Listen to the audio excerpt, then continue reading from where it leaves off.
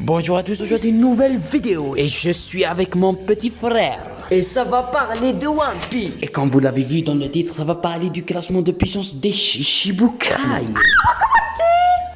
Merci frérot, ta voix ça attire le public. Avant ça, prenez 3 secondes et likez ma vidéo, c'est gratuit.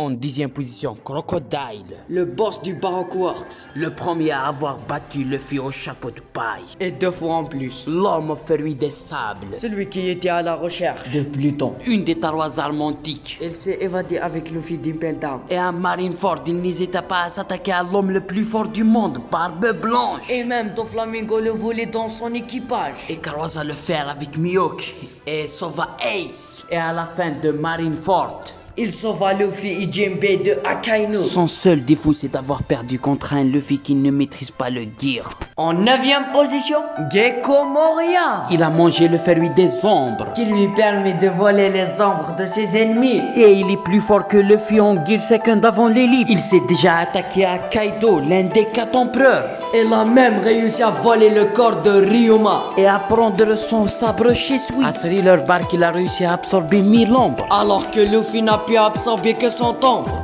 Et pour le vaincre, les chapeaux de paille ont dû s'allier. Il s'est même attaqué à Barbe Noire. Et malgré le fait qu'il ne soit pas classe, il est quand même plus fort que Crocodile. Et sans oublier qu'il a survécu après un combat contre Doflamingo à Marineford.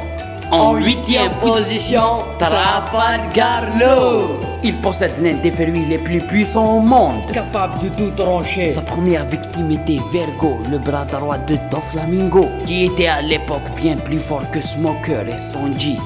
Et pour devenir grand corsaire, il a volé le cœur de 1000 pirates. Mais malgré tout ça, il n'est qu'en 8e position. En 7e position, l'unique, la magnifique et la plus belle femme au monde, Boa Hancock. La femme dont la beauté te transforme en pierre. L'une des rares personnes à posséder les acquis des rois. Une femme capable de maîtriser un vice-amiral tel que Momonga facilement. Une femme capable de battre les pacifistes en un seul coup. Mais elle n'est qu'en 7e position, juste pour le manque d'infos sur elle. En 6e position, Don Quichotte Doflamingo. Le premier qui a obligé Luffy à utiliser le Gear Force. Celui qui a humilié Sanji à Dressrosa. Et a arraché le bras de l'eau. Et à Marineford, il a réussi à surprendre Joe, le commandant de la 3e flotte de Barbe Blanche. En 5e position, Bartholomew Kuma. Plus connu sous le nom de Kuma le Tyran, possesseur du fruit des coussinets. L'un des commandants de l'armée révolutionnaire. Alors au minimum, il a le niveau de Cracker.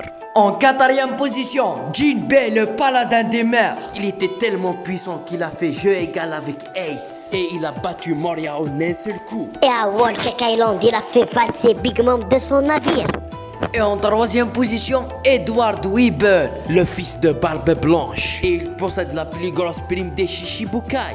Et il a battu plusieurs capitaines de Barbe Blanche. Et Kizaru a même dit qu'il est aussi puissant que Barbe Blanche à son âge. Ce qui veut dire qu'il a au minimum niveau amiral. En 2e position, Lopez, le dégueulasse Marshall D. Teach. Celui qui a capturé Ace. Le seul à avoir mangé de fruits du démon. Celui qui était à l'origine de la cicatrice sur l'œil de Shanks. Et après l'ellipse, il est même devenu l'un des 4 empereurs. Celui qui sera probablement le dernier adversaire de Luffy. Et en première position, Mihawk, œil de faucon. Le rival de Shanks le roux. L'empereur sans flamme est le meilleur épéiste au monde. Et il est probablement plus fort que Riley et Oden. Son niveau pour l'instant est inconnu, mais je suis sûr qu'il aura le niveau empereur.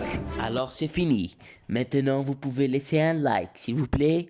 Et désolé, ça fait 3 semaines que j'ai pas fait de vidéo, j'étais occupé.